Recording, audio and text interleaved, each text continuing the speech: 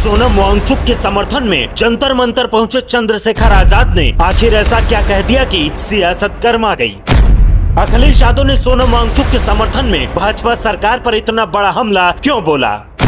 प्रिया सरोज के जंतर मंतर पहुंचने के बाद क्या इस आंदोलन को विपक्ष का बड़ा राजनीतिक समर्थन मिल गया है।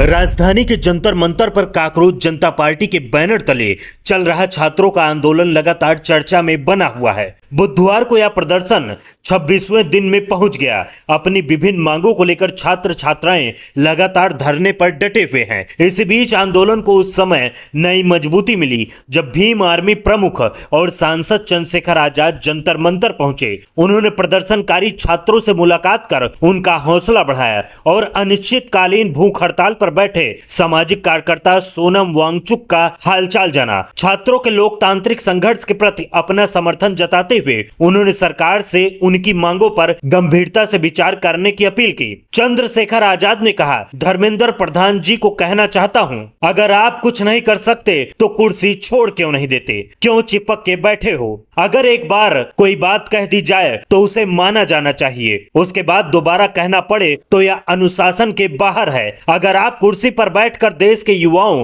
का भविष्य नहीं बना सकते तो कुर्सी छोड़ क्यों नहीं देते सर। जब देश के युवाओं को आप जैसा शिक्षा मंत्री नहीं चाहिए तो आप कुर्सी पर क्यों बैठे हो। सवाल यह है कि सरकार अगर 3 किलोमीटर की बात नहीं सुन रही तो क्या 300 किलोमीटर की बात सुन सकती है। इसके बाद चंद्रशेखर आजाद ने सोशल मीडिया प्लेटफॉर्म एक्स पर भी अपनी मुलाकात की जानकारी साझा की। उन्होंने बताया कि जंतर मंतर पर अनिश्चितकालीन भूख हड़ताल पर बैठे सोनम वांगचुक के स्वास्थ्य की जानकारी ली और आंदोलनकारी छात्र छात्रों से मिलकर उनके लोकतांत्रिक संघर्ष के प्रति अपना समर्थन और एकजुटता व्यक्त की। उन्होंने आंदोलन में शामिल सभी साथियों का आभार भी जताया। वहीं आंदोलन से जुड़े प्रतिनिधियों ने भी उनके समर्थन का स्वागत करते हुए कहा कि इससे लंबे समय से प्रदर्शन कर रहे छात्रों का मनोबल और मजबूत हुआ है। इस बीच सबसे बड़ी चिंता सोनम वांगचुक की सेहत को लेकर बनी हुई है। उनकी भूख हड़ताल 18वें दिन में पहुंच चुकी है। डॉक्टरों के मुताबिक वह पूरी तरह होश में हैं और मानसिक रूप से सतर्क हैं, लेकिन लगातार उपवास के कारण उनका वजन कम हो रहा है। मेडिकल टीम लगातार उनके स्वास्थ्य की निगरानी कर रही है। एक तरफ सोनम वांगचुक की गिरती सेहत और दूसरी तरफ आंदोलन को मिल रहा सामाजिक और राजनीतिक समर्थन है। इन दोनों के बीच अब सभी की नजर सरकार के अगले कदम पर टिकी हुई है। देखना होगा कि प्रदर्शनकारियों की मांगों पर क्या फैसला लिया जाता है और आने वाले दिनों में यह आंदोलन किस दिशा में आगे बढ़ता है।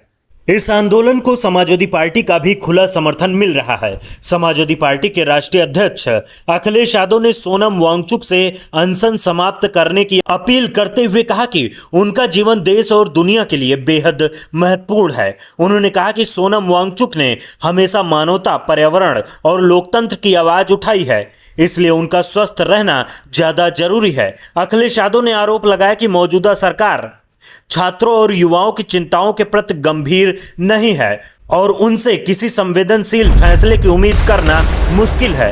उन्होंने कहा कि युवाओं के भविष्य और उनके परिवारों की उम्मीदों को नजरअंदाज नहीं किया जाना चाहिए। साथ ही उन्होंने विश्वास जताया कि सोनम वांगचुक आगे भी लोकतंत्र, पर्यावरण और जनता के अधिकारों की लड़ाई में अपनी मजबूत भूमिका निभाते रहेंगे। अखिलेश यादव के समर्थन के बाद समाजवादी पार्टी की सांसद प्रिया सरोज भी जंतर मंतर पहुंची। उन्होंने सोनम वांगचुक से मुलाकात कर उनका हालचाल जाना और आंदोलनकारी छात्र छात्राओं से बातचीत करते हुए उनके लोकतांत्रिक संघर्ष के प्रति अपना समर्थन जताया। वहीं समाजवादी पार्टी के सांसद पुष्पेंद्र सरोज भी प्रदर्शन स्थल पर पहुंचे और छात्रों से मुलाकात कर उनका हौसला बढ़ाया। वहीं समाजवादी पार्टी के सांसद इकरा हसन ने भी अपना समर्थन जताया। लगातार समाजवादी पार्टी के नेताओं के समर्थन से आंदोलन को नई राजनीतिक मजबूती मिलती दिखाई दे रही है। अब यह आंदोलन केवल छात्रों के विरोध तक सीमित नहीं रह गया है, बल्कि इसे अलग अलग राजनीतिक और सामाजिक संगठनों का भी समर्थन मिल रहा है।